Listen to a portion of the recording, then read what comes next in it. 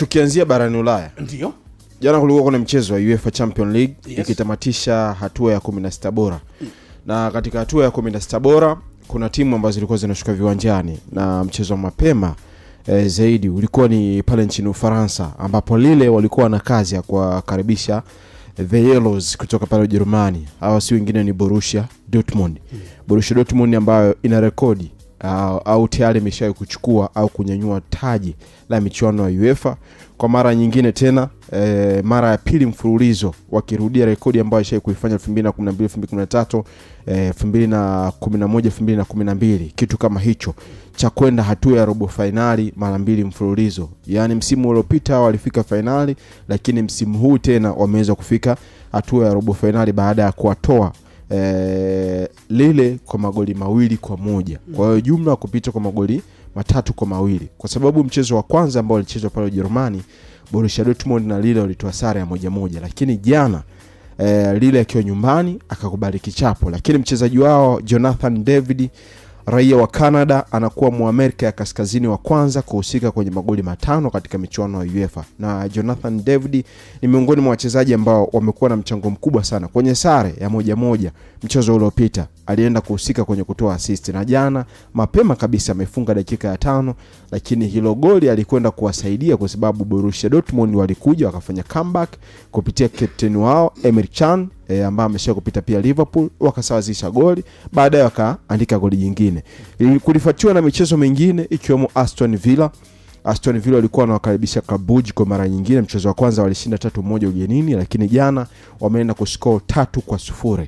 Kwa matukio yao yanawafanya Aston Villa kwenda hatua ya robo finali, na ikiwa timu ya 9 tofauti kutoka Uingereza kufikia hatua hiyo. Aston Villa hawa washai pia kuwa mabingwa wa michuano hii ya UEFA Champions League. Sasa kitu kingine cha kufurahisha ni kwamba jana Marcos Asensio, Muhispania huyo, amefunga magoli 2 akitokea substitution.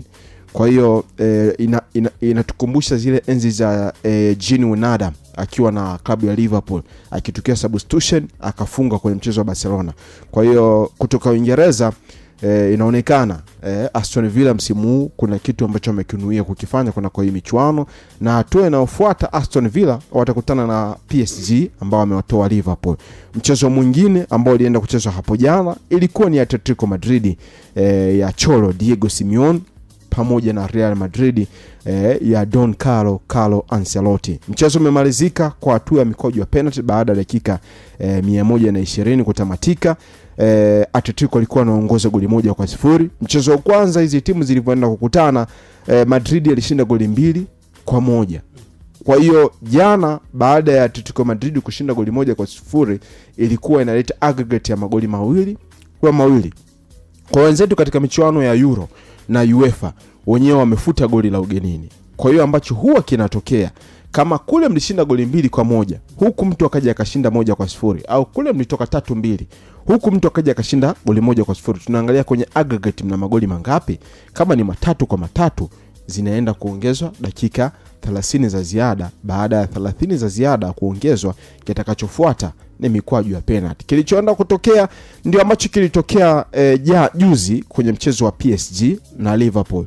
Kwa hiyo bingwa ambaye ameenda hatua ya robo finali, au mshindi ambaye anaenda hatua ya robo finali, ameamuliwa kwa mikwaju ya penalty. Na mbaya zaidi, Diego Simeone Cholo anasema anastaajabu kuona katika penalty shootout ile hatua ya kupiga mikwaju ya penalty imeenda kutumika VAR. Hiko ndo kitu ambacho yeye anastaajabu, lakini ukweli ni kwamba Real Madrid, watu ambao walikuwa hawamtaki, hatimaye ameenda hatua ya robo finali, na hizi ndo anakuambia karibu katika show za Real Madrid.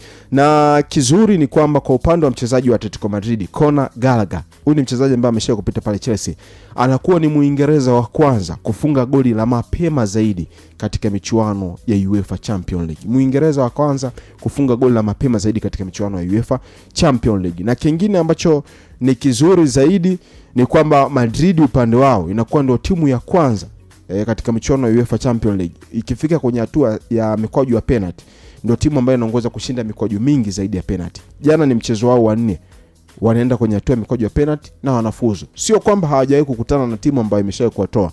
Kuna kipindi msimu wa 2012 na nadhani 2013 walikutana na Bayern Munich kwenye hatua ya mikwaju ya penalty na walitolewa. Lakini katika timu ambayo imeshawahi kucheza hatua ya mikwaju ya penalty na ikashinda mara nyingi, Real Madrid wanaongoza mara 4. Liverpool alikuwa na 3, sema bahati mbaya alipokutana na PSG rekodi yake ikaenda kuvurugika. Kama angeshinda ile mikwaju ya penalty na PSG ingekuwa ni mara yake ya 4. Kwa hiyo kwa sasa jambo linasoma kwamba Arsenal katika robo finali atakutana na Real Madrid, PSG atakutana na Aston Villa, Barcelona atakutana na Borussia Dortmund na Bayern Munich atakutana na Inter Milan. Hii ni race to Munich.